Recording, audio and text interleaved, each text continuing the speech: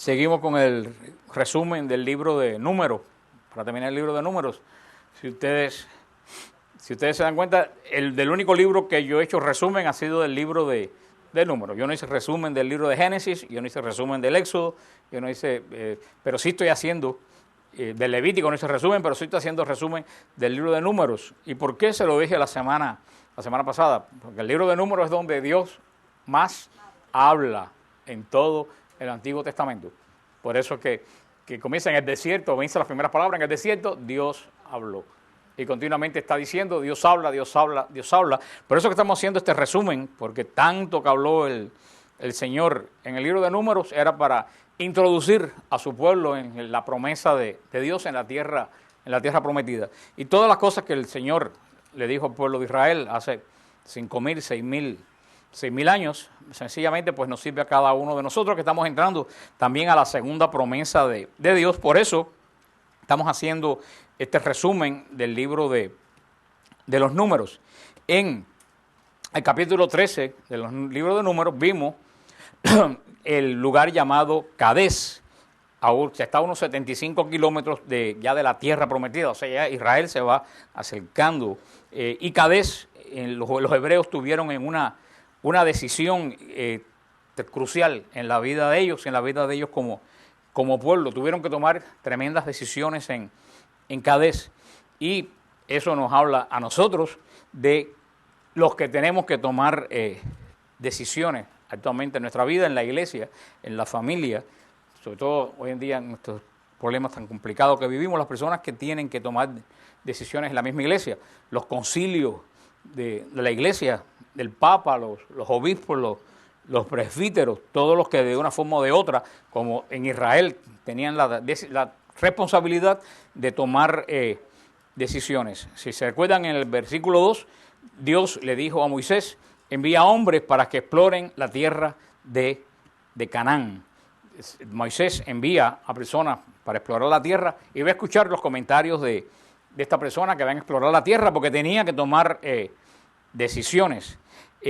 La tarea de tomar decisiones, sobre todo la que tuvo el pueblo de Israel y la que tiene la iglesia, que tenemos que contar con la aprobación divina, son verdaderamente decisiones que la iglesia y los que están dirigiendo a la iglesia, que indirectamente también tienen que ver con el mundo, porque aunque parezca que el mundo pues rechaza a la iglesia, el mundo está pendiente de lo que dice la iglesia continuamente. Es algo que las decisiones hay que tomarlas con una tremenda seriedad. Entonces tú puedes tomar decisiones a la ligera. Si ustedes ven en el capítulo 13, los que toman decisiones representan el cuerpo más grande de Israel.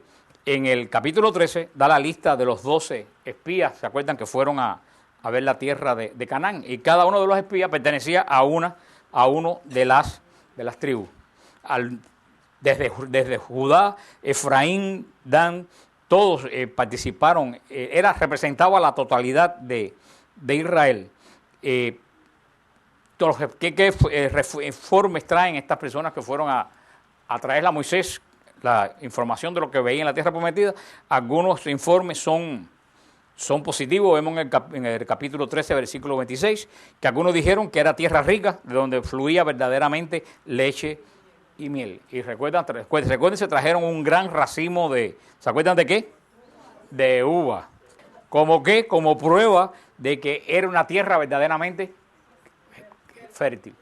Para nosotros dirá, bueno, para parecerse con racimo de uva, hoy en día a nosotros no nos dice nada. Pero acuérdense que este pueblo que caminó 40 años sin ver una hoja verde por el desierto, posiblemente el 90% de las personas de Israel nunca habían visto la uva. Era la primera vez que veían. Para ellos la uva era una delicia, era algo tremendamente importante. Por eso le traen un gran racimo de uva como testimonio, como para alentar al pueblo de Dios. Sin embargo, también se recuerdan que otros de los espías pues trajeron un informe negativo. ¿Se acuerdan que decía que estaba la tierra llena de gigantes, que habían unas murallas invencibles, que estaba llena de enemigos, lo cual también era cierta, pero sobre todo habitadas por gigantes. Dijeron que el rey Og tenía una cama de 5 metros de largo. Y ver lo que decíamos cuando estudiamos esta parte, que las personas cuando tienen miedo ven las cosas más grandes. Eso no tengan la menor duda. Una cosa que es así, cuando tú tienes miedo, la ves gigantesca. El miedo aumenta la forma de ver las cosas. Muchas veces también nosotros somos un poco exagerados para las cosas negativas. Nos gusta exagerar las cosas negativas. Inclusive, si ustedes se fijan, muchas veces para las enfermedades somos negativos. Tú le dices a alguien, tengo tal cosa, y sale alguien y dice, no, pero eso no es nada, lo que yo tuve fue 7 veces peor que lo que tiene. A mí me ha pasado. Tú no sabes lo que es estar enfermo, lo mío, y te sacan una lista de calamidades, porque hasta inclusive queremos ser lo que más enfermedades tenemos. Muchas veces exageramos las cosas negativas. Lo que estos espías dijeron, aquel pueblo es más fuerte que nosotros. Sin embargo, la posición correcta ante Dios fue la posición de Josué. Ni gigantes ni murallas. Si el Señor nos trajo hasta aquí, Él nos va a dar la promesa, no va a negarnos la promesa. ¿Por qué? ¿Cuál es la diferencia entre los dos? La gente negativa generalmente no tiene en cuenta las promesas divinas. La gente negativa solamente ve las cosas inmediatas, no ve a largo plazo cuáles son las promesas de Dios que el Señor tiene para la vida de uno. Por eso los que tienen la responsabilidad de tomar decisiones, pero son incrédulos, no tienen en cuenta lo que Dios ya hizo, ni tienen en cuenta lo que Dios va a hacer. Solamente se basan para tomar decisiones en qué cosa, en la situación inmediata que lo rodea. Una persona que tiene fe ante una situación, ante tiene que tomar una decisión, no puede basarse solamente en la realidad que está viviendo, sino tiene que ver qué Dios ha hecho y qué promete Dios que va a hacer. Ahorita me decía un hermano que en el trabajo tiene problemas, que a lo mejor se queda sin trabajo, lo quieren sacar del trabajo, qué sé yo. Y yo decía, mira, hay una promesa de Dios tremenda en el libro de Proverbios, que dice, no hay hijo de Dios desamparado, ni siervo suyo que mendigue pan. Agárrate de esa promesa. Y créanme que funciona. No hay hijo de Dios desamparado, ni siervo suyo que mendigue pan. Claro, si tú eres un hijo de Dios, si tú eres un siervo de Dios, si tú eres un descarado, esa promesa no aplica para ti. Nosotros tenemos que tomar decisiones todos los días de trabajo, de familia, pero verdaderamente hay una decisión que nosotros tenemos muchas veces que tomar, que yo estoy haciendo, que yo voy a hacer para la salvación, para mi salvación. Y yo creo que pocas veces, últimamente en la iglesia como que no se habla mucho de eso. ¿Qué decisión yo voy a tomar? ¿Para qué? Para mi salvación. Toda la gente se preocupa por recibir sanación, estoy enfermo y oren por mí. Está bien orar por las personas que están enfermas, pero yo siempre le digo a las personas que la mejor sanación es la salvación. Y lo dice el Señor, ¿de qué vale sanar el cuerpo si pierdes el alma? ¿De qué sirve que el Señor te sane del cáncer o te sane lo que sea si vas a terminar con todos tus huesos en el infierno? O sea que la sanación primera, no quiere decir que las sanaciones no existen, pero la primera sanación, con el mismo énfasis que buscamos la sanación física, debemos buscar la sanación espiritual que se llama salvación. ¿Qué decisiones tengo que tomar yo día a día? Y lo dice San Pablo, lo decía en las epístolas, cuida tu salvación con temor y temblor. Sin embargo, nosotros muchas veces tomamos nuestra salvación a la ligera, y no solo tomamos nuestra sanación, nuestra salvación a la ligera, sino sencillamente que muchas veces ni siquiera pensamos en ella, y desafortunadamente ni siquiera hoy en día se predica mucho en la iglesia, porque también hay que orar por las personas que toman decisiones en la iglesia, que últimamente andan como como una piñata mexicana con los ojos vendados dando palos en el aire. Precisamente porque inclusive dentro de la iglesia tomar decisiones no se tiene en cuenta ni el pasado, lo que hizo el Señor, ni tenemos fe en lo que el Señor va a hacer en el futuro. Una persona que tiene fe en el futuro, que sabe lo que el Señor hizo en el pasado, lo que va a hacer en el futuro, es Benedicto XVI y el cardenal Rocco de Madrid. Que cuando hace 2 años le decían, ustedes están locos, esto no va a funcionar, esta jornada de la juventud va a ser un desastre, no va a ir nadie. Pues ellos vieron lo que había hecho el Señor y lo que va a hacer el Señor, y tuvieron la valentía de lanzar esta jornada mundial de la juventud en el lugar posiblemente más anticristiano que hay en este momento del mundo, que es Madrid. Porque hay que tener en cuenta que Madrid, gracias a Dios, no es España. Yo se lo decía a quien hoy. Nosotros miramos Madrid como si Madrid fuera España. Madrid no es España. Gracias a Dios en España todavía queda mucha gente cristiana y mucha gente en todos los pueblos. Lo que pasa es que no son noticias. Porque vayan a Sevilla para que vean la fe de de los andaluces vayan al mismo norte de España. Sin embargo, todas las noticias se sienten en Madrid, donde créanme que el mejor elemento del mundo no radica en Madrid. Y si no, desen una vuelta por ¿cómo se llama? Por la Gran Vía.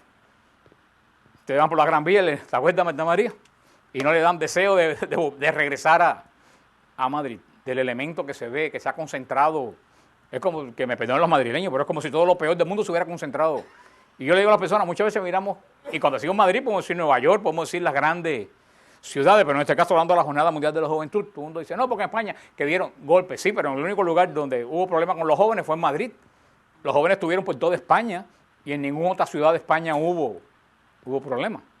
Yo hablaba hoy que me comuniqué por primera vez con este muchacho amigo de nosotros, de Santiago de Cuba, que estaba en la comisión de jóvenes que fue de Cuba, con Javier, que nosotros ayudamos a que pasara un seminario de vida en el espíritu. Yo me comuniqué con él por primera vez en el internet, porque está en España todavía, y él me contaba, ellos estuvieron en un pueblecito cerca de Madrid que se llama Illesca. Dice que es un pueblo pequeño, y dice que había casi tantos jóvenes como habitantes tenía el pueblo. Porque dice que casi toda la gente del pueblo, inclusive gente que no era católica, acogió jóvenes en su casa. Porque tenemos que pensar que habían 2 millones de jóvenes. Esos 2 millones de jóvenes tuvieron que vivir ahí. Se repartieron por todos los... Y él decía, Javier me decía que era impresionante ver qué cantidad de gente de Illesca, que hacía años que no iba a la iglesia, volvieron a la fe por la presencia de ellos cantando en las plazas, en esos pueblecitos chiquitos. Ese es el resultado que tenemos que ver, no 4 gritones en Madrid que hacen noticias. Pero yo estaba viendo el otro día y decía, qué desafortunado.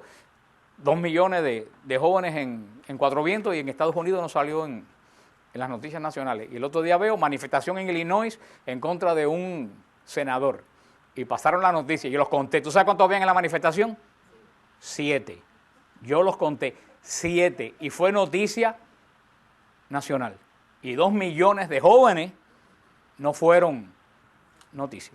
Y después dicen que la prensa es imparcial. Pero eso es lo que tenemos que ver con lo que estamos hablando de la visión de Benedicto XVI, que se metió en la boca del lobo, y verdaderamente tan fácil que no pensaron que no se iba a llenar Cuatro Vientos, y a los 2 millones de jóvenes tuvieron que cerrarlo. El día antes de la misa, no el día de la misa. Y más de la mitad se quedó sin comulgar, porque no había forma para consagrar para 2 millones, porque nunca en la vida calcularon que tantos jóvenes iban a venir a la Jornada Mundial de la Juventud. Eso es lo que se refiere a los que toman decisiones. Si hubieran tomado decisión basado en lo que ven en los noticieros de España, Zapatero, de las manifestaciones, nunca esta jornada se hubiera dado.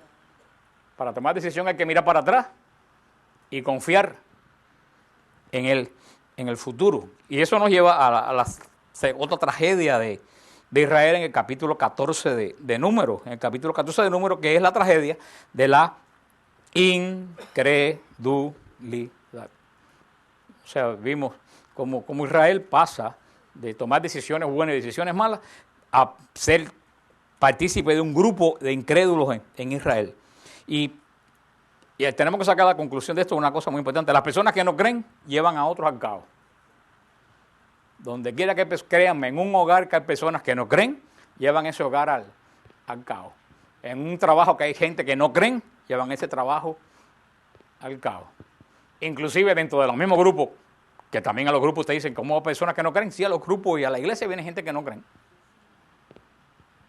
Porque piensan que cumpliendo un rito ya están amando a Dios, y eso no es amar a Dios. Conozco muchas personas que vienen a la iglesia que creen que creen y sin embargo no creen. Porque creer no es saber que Dios existe. Porque dice el apóstol Santiago, los demonios creen que Dios existe y tiemblan. La obediencia, creer, tener fe, no es saber que Dios existe. Tener fe es ponerte en obediencia al Dios que tú sabes que existe. Porque a mí me decía un amigo mío que era brillante, que en la escuela en Cuba, eso que sacan siempre el máximo, de verdad que era un muchacho brillante, y él me decía, yo estoy seguro que Dios existe, pero a mí no me importa. ¿Esa persona cree? No. Y de verdad que no le importaba. Y él decía, no es que yo no crea, yo sé que Dios existe, pero la tragedia que yo tengo es que a mí ni me va, ni me viene, que Dios exista. Y esa es la tragedia de las personas que no creen, llevan generalmente al caos. Y la prueba tenemos en estos 10 espías que regresaron de la tierra de Canaán. ¿Qué fue lo que dijeron? todo gigante, lo que sea. ¿Y qué pasó? Israel inmediatamente se lanzaron como caballos desbocados. ¿A qué? A ponerse contra la voluntad de Dios. Fíjate, 10 personas, en Israel casi 1 millón de personas estaban en el desierto. 10 personas vinieron y dijeron, hay gigantes, hay murallas. ¿Y qué dijeron la gente? Vamos a virar para Egipto. Inmediatamente Israel gritó de miedo. Los que no creen pueden de verdad convertirse en una compañía de gente que continuamente no paran de quejarse. Muchas veces la queja viene precisamente porque no tenemos fe suficiente. Israel había llegado hasta Cadés y tenía la victoria ahí, 15, 20, 30, 40 kilómetros. Sin embargo, empezaron las quejas, empezaron las murmuraciones, se quejaban contra los líderes, contra Moisés. ¿Y qué sucedió? Volvieron de nuevo a desandar todo lo que habían. Y es increíblemente absurdo que esta gente se quejaran. ¿Cómo hubieran podido los hebreos cruzar el Mar Rojo si no hubieran tenido la intervención de Dios? Si los hebreos salieron huyendo de la potencia más grande que había en ese momento, que era el faraón de Egipto, que se cree que era Ramsés II. Con toda su caballería fue detrás de los hebreos, como ese pueblo que vio que el mar se abrió delante de él, más tarde termina no creyendo. Por eso hay personas que dicen, ay, si Dios hiciera un milagro y si se abriera el cielo y se apareciera la Virgen María y todo el mundo la viera, la gente cambiaba. La gente no cambia por milagro, créanme, la gente no cambia por ver milagros. ¿Cuántos testimonios tengo yo en este grupo de gente que han recibido un tremendo milagro y siguen sin? Y yo se lo he dicho 40 veces este caso porque es el caso que más me viene a la mente. Esta muchacha que se recuerdan que le he contado que era esposa de un muchacho que vino al grupo, que se habían separado, que el matrimonio era un desastre, que a ella le dijo el médico de ella judío que nunca podía tener hijos, nunca. Y ella fue a una misa de sanación del padre Tardif y el padre Tardif dijo que una persona estaba concibiendo en ese momento, salió en estado y no tuvo un niño, tuvo 2 hijos. Y cuando fue a decir al médico de ella judío, ¿por qué le recalcó judío? Le voy a decir después por qué.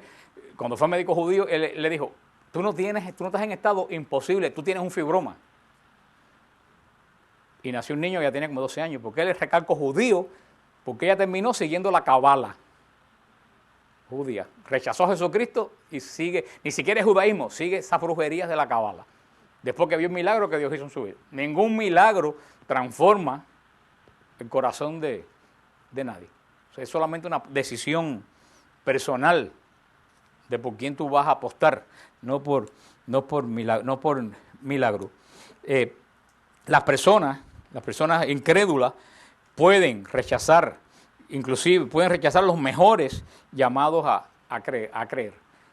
Alguien lo dijo una vez hablando en Lourdes, que en la comisión de médicos de Lourdes, en los principios del siglo, un médico muy famoso francés que era ateo, y le dice, pero usted viendo los milagros que han habido, dice, aunque vea 20 milagros, yo no creo.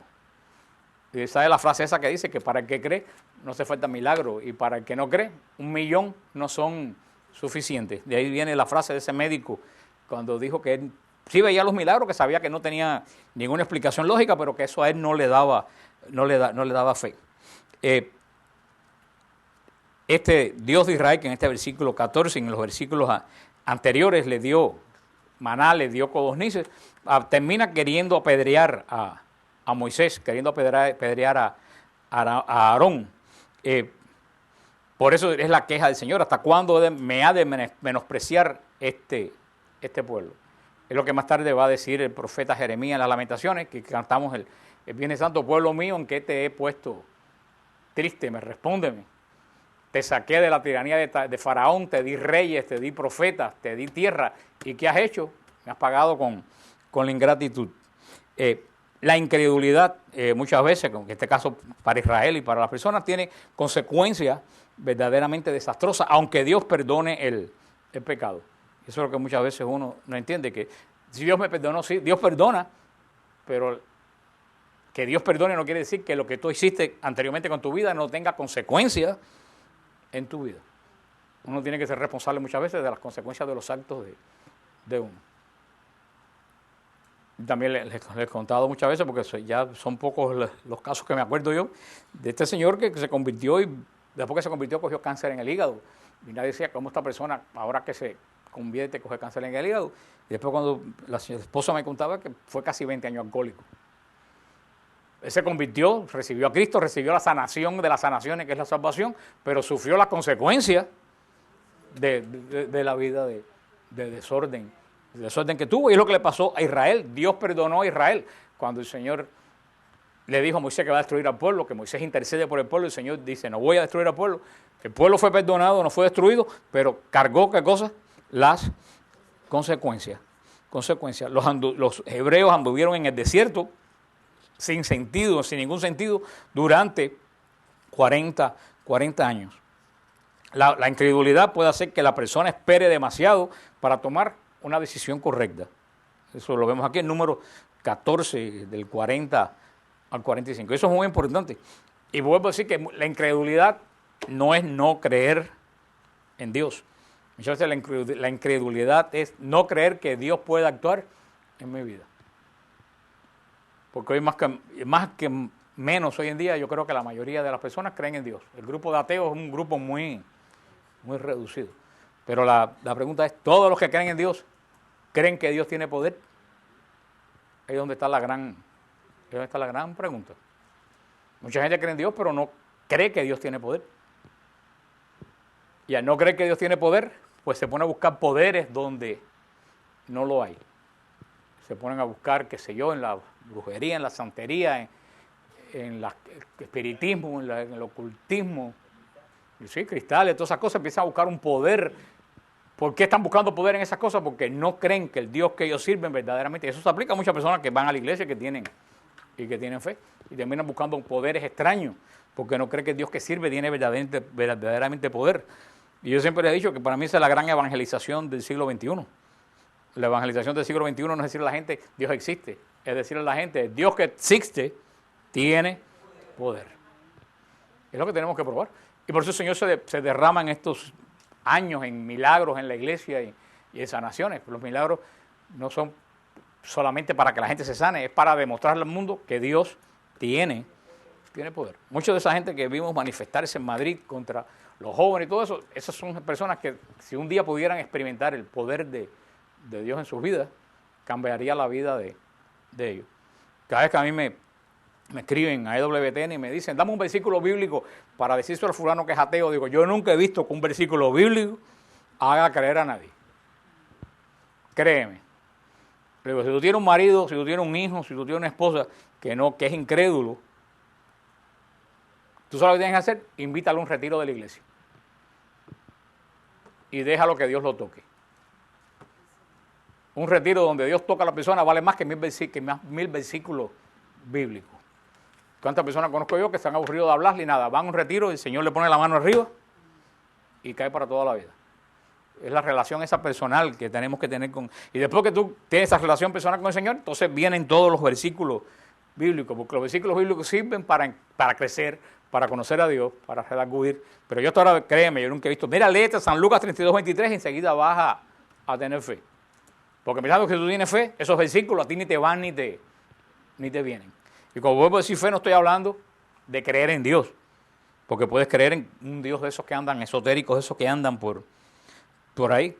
Pero la incredulidad, inclusive nosotros los cristianos, puede hacer que la persona espere demasiado para tomar la decisión correcta. Y eso fue lo que le pasó a Israel. Muy pronto sufrieron, ¿qué cosa era el fracaso? Tardaron demasiado en arrepentirse. Mientras Dios mantiene abierta la puerta de la salvación, la persona que es incrédula necesita depositar su fe en Dios por medio de Jesucristo. Porque no siempre el Señor va a tener las puertas de la salvación abiertas.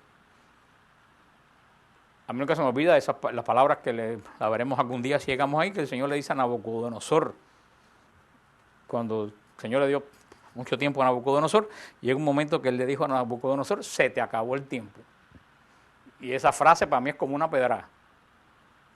Que Dios le diga a uno, se te acabó el tiempo. Pedamos, Señor, que nunca tengamos que oír esas palabras, que siempre estemos nosotros en el tiempo del Señor. También en el capítulo 16 de Números vemos otra de las consecuencias de la incredulidad, la crítica, pero no la crítica constructiva, aunque pocas críticas constructivas he visto yo en mi vida, la mayoría de las críticas son maliciosas. Eso yo no creo mucho en las críticas constructivas. Ay, voy a hacer una crítica para que cambie, pero es tremendo pesado. Ya de ahí empiezas poniéndote a ti ya a la crítica, en capítulo 16, la crítica maliciosa, la murmuración y la crítica se oyen una y otra vez. Así como Dios habla en el libro de Números, el pueblo también habla. Con la diferencia que Dios habla para instruir y el pueblo de Dios habla para criticar, para destruir. Lo más triste del caso es que los que critican siempre buscan aliados. ¿Tú sabes por qué critica? ¿No? Porque hay gente que las oye. Si no hubiera gente que las oyera, no hubieran críticas. Al principio, una de las lecciones que aprendí cuando empecé con los grupos de oración es no aceptar críticas.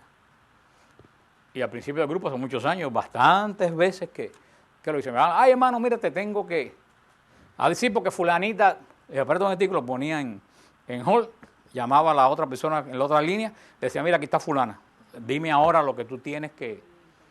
Se acabaron las críticas, porque nadie sabía si tenía el teléfono o no de la persona que iban a criticar, y ya no me llamaba más. Si hay crítica, hermano, es porque hay oídos que las oyen. Y tan culpable es el que critica, va a decir el libro de Proverbios, que Dios detesta los oídos maliciosos. ¿Y qué cosa es un oído malicioso? Un oído que siempre está parado para oír lo malo que te tienen que decir de otra persona. Cree, hermano, que los grupos y las cosas en la iglesia se acaban precisamente porque hay personas que le prestan oído y las familias se destruyen porque hay personas que le prestan oído a las críticas. Acuérdate que la crítica siempre busca aliados. A ningún crítico le gusta estar solo. Estar solo. Siempre busca auditorium. Si todo el mundo empezáramos a decir, mira, lo que me vas a decir del grupo, de esta persona, a mí no me interesa. Porque también estamos nosotros, yo que contesto esta sección de WTN, yo me paso la vida entera diciéndolo, me escriben a decirme cosas que a mí no me interesan. Yo tengo una sección para contestar dudas de fe. Entonces, mira, porque el cura de mi parroquia, y yo le pregunto, ¿tú se lo dijiste al cura de tu parroquia? No, ¿y a mí qué me importa? ¿Qué puedo resolver yo en Miami lo que dice un cura en Argentina? Si un cura se puede tomar en Argentina, ¿tú sabes lo que tú tienes que hacer? Ir al cura de la Argentina, como dice Mirta, ir al obispo del cura, a resolver. No eso de escribir a un website, a exponer lo que hizo, eso es una crítica no constructiva. Eso es gana de chismear y de difamar. Porque ni siquiera están pidiendo consejo, es por el simple gusto de decir, mira lo que me pasó a mí en tal cosa. Quéjate al cura.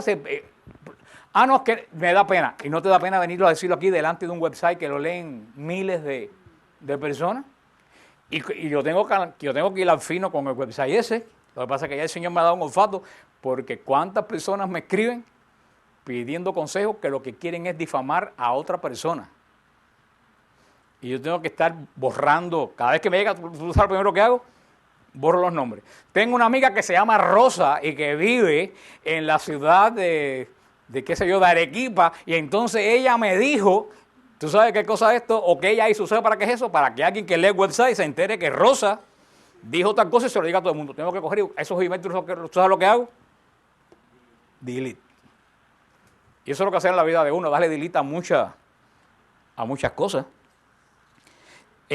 Vemos en Israel, cómo Coré encabezó el ataque de los que criticaban. Y no lo hizo solo, lo hizo con la ayuda de Datán, de Abirán, de Om, y con todas estas tribus. Y vimos que fue lo que sucedió con Coré, cómo la tierra se lo tragó con todos los que habían comenzado esta crítica tremenda contra Moisés. Y lo más triste del caso es que muchas veces los que critican dicen verdades a media.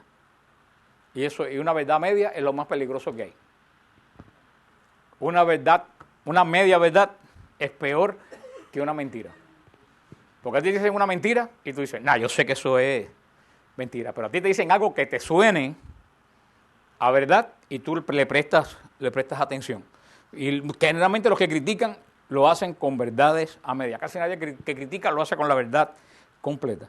Es lo que Coré decía, que Moisés tenía demasiada autoridad. ¿A quién se ha creído esto? Que ¿era verdad o mentira? Que Moisés tenía mucha autoridad. Era verdad. Pero ¿cómo lo estaba diciendo él? En el sentido negativo, que quería tomar control absolutamente de todo y limitar la vida de ellos. Viendo como una cosa que es verdad, se puede maniobrar. El Señor lo va a decir después más tarde: sean sinceros con los que lo critican. Moisés se lo va a decir a Coré, que pertenecía a la familia de Coat, y Coat tenía la tarea más sagrada en el santuario. Era el responsable de los utensilios sagrados, y verdaderamente Moisés se lo dejó saber: tú eres el menos entre todos los que están llamados a criticar, tú eres el menos que debes de hacerlo. No solo por la crítica que estás haciendo, sino por la responsabilidad y la función que tú tienes dentro del grupo, en este momento, de la casa de Israel. Por eso muchas veces uno tiene verdaderamente que con los que critican ser sincero. Lo que yo le he dicho a toda esta gente, que a mí qué me importa lo que tú me estás diciendo. ¿Y se acuerdan de los 3 fritos?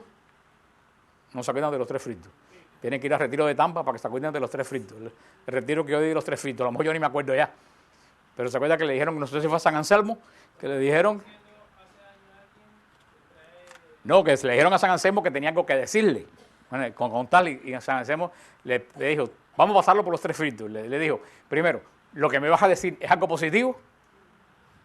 Y la persona le dijo, no. Le dijo, ¿lo que me vas a decir, construye o destruye? Y me dijeron, no construye. Y el tercero le dijeron, lo que tú me dijiste, ¿ayuda o no ayuda? Le dijo, no ayuda. Entonces, ¿para qué tú me lo vas a decir? Si no es positivo, no construye y no ayuda. San Anselmo le dijo, no estoy interesado en oír eso que tú me vas a decir.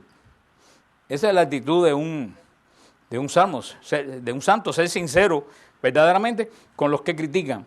Segundo, otra cosa que es otro consejo que es muy importante, porque yo lo he experimentado en mi vida: dejar que Dios se encargue de los que critican.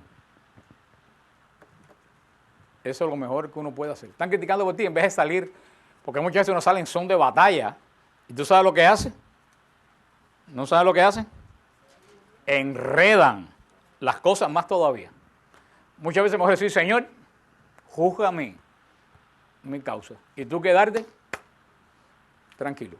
Créeme, hermano, te lo digo, pues vaya, si yo lo sé, que el Señor pone cada cosa en su lugar. Muchas veces ante una crítica se puede ser sincero, pero también es muy importante dejarlo en manos de Dios, y que sea Dios el que ponga cada cosa en su lugar. Pero verdaderamente hay que tener mucha fe para dejar que la gente esté hablando y diciendo, y tú quedarte callado y tranquilo. Hay que tener mucha fe, verdaderamente. A mí nunca se me olvida, hace mucho tiempo, una vez cuando la Catedral del Pueblo y el pastor David Edén, cuando la Catedral del Pueblo era la primera iglesia de Miami, ¿se acuerdan que está ahí frente al Mall de las Américas? Que hacer un lote de carros, y fue de verdad que fue una de las iglesias protestantes más poderosas de Miami. Tan es así que se hizo con dinero de Jimmy Swaggart, que fue quien dio el dinero para que levantaran esa iglesia. Hicieron un programa ahí de espanto contra la Virgen María. Ahí lo anunciaron. Y yo estaba recién empezando en esto, yo me puse frenético y quise hacer una manifestación al frente de la iglesia, y me dijo un señor Román, que yo le pregunté, me dijo, no hagas absolutamente nada, que si eso no es de Dios, no va a durar. ¿Tú sabes qué pasó? Radio Familiar, que era la radio de ella, hoy en día es Radio Paz. Lo que es Radio Paz hoy era la radio de esa iglesia que hablaba más de la Virgen María. Y esa radio que hablaba más de la iglesia, lo que nunca en la vida nadie pensó, terminó siendo una radio católica. Por eso muchas veces lo mejor que hay que hacer es dejarle que Dios se encargue de la persona que critica. Y eso mismo pasa en la vida de uno. Yo he tenido momentos bien difíciles en mi vida, de gente que me han dado duro, y yo he tenido que orar y decirle, Señor, ocúpate. Y Rubén lo sabe, más de lo que nadie aquí se puede imaginar. Y he tenido que decir, he querido salir en son de guerra con estandarte y trompetas, y el Señor me ha dicho en la Eucaristía, en el Sagrario, déjamelo a mí. Pero hacer así y bajar la guardia y decir, no, créanme que cuesta trabajo, pero el Señor es el que pone todas las cosas en orden. El Señor a través, inclusive vemos la actitud de Moisés, que es muy importante en el libro de Números, como Moisés, a pesar de que el pueblo lo criticó, siempre termina intercediendo por el pueblo de Dios. Hay que muchas veces orar por los que nos critican y por los que nos hacen mal. Y vuelvo a decirle que para hacer eso, hay que sudar sangre para orar por una persona que te está criticando o te está haciendo mal. Pero es la forma verdaderamente que el Señor nos llama a hacerlo. Y verdaderamente yo siempre le digo a una persona, la persona me escribe, tengo un rencor muy grande con tal persona. Le digo, ¿tú tienes un rencor muy grande con esa persona? Ora por ella. Cuando tú oras por una persona con la cual tú tienes un rencor muy grande, esa persona puede recibir la oración, pero tú te sanas al orar por esa persona. Créame que eso funciona. Si tú hay alguien que te ha hecho mucho daño y tú tienes mucho odio, ora por esa persona. Cuando tú oras por esa persona, el Señor sana tu corazón del rencor hacia esa persona. Porque la verdad que el rencor a quien único le hace daño es a quien lo siente. Ahí está Fidel Castro con 6 millones de cubanos odiándolo y se va a morir de 130 años. Lo cual quiere decir que el rencor no afecta a la otra persona. ¿Tú sabes quién afecta? A la persona que guarda ese sentimiento. Verdaderamente, ¿qué es lo que hizo Moisés? ¿Qué es lo que hizo Moisés cuando Israel tanto lo criticó y lo quisieron apedrear? Intercedió. Y eso lo dice una frase más hermosa del catecismo de la iglesia. Cuando dice que la prueba de que tú has recibido el Espíritu Santo es que cuando tú ves una persona que te hizo mal, en vez de echarle maldiciones, oras por esa persona. Dice, cuando tú haces esto en tu vida, es una señal de que de verdad el Espíritu Santo te ha ungido. Porque verdaderamente no es fácil. En este capítulo, Dios guía a su pueblo por el desierto, aunque las críticas del pueblo de Dios son unas críticas fuertes. El Señor verdaderamente va preparando, va haciendo el lugar de su promesa y al final se va a hacer la voluntad de Él porque eres todopoderoso. La semana que viene seguimos con esto poco que nos queda de esta enseñanza del libro de Números para entrar en el libro de la introducción al libro de Deuteronomio. El libro de Deuteronomio también es un libro muy importante porque es el libro de la segunda ley.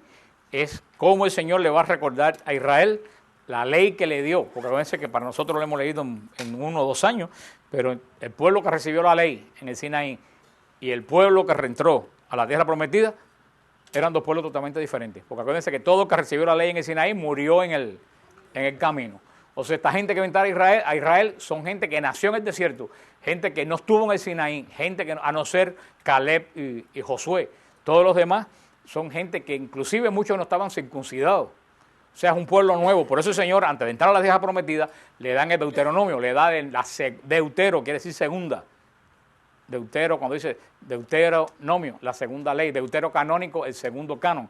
Le va a dar esta segunda ley que es como un resumen de la ley del Sinaí y que tiene unos consejos tremendos, el Deuteronomio, antes de que Israel entre a la promesa de Dios. Pero por eso la semana que viene terminamos, si Dios quiere, el resumen que estamos haciendo de Números, lo que el Señor habló a Israel y lo que a través de lo que el Señor le habló a Israel nos está hablando a cada uno de nosotros. Porque como ven, lo mismo que le dijo el Señor a Israel se aplica a la vida de cada uno de nosotros. Porque todo lo que hemos hablado aquí en esta noche, en algún momento no ha pasado en cada uno de la vida de nosotros.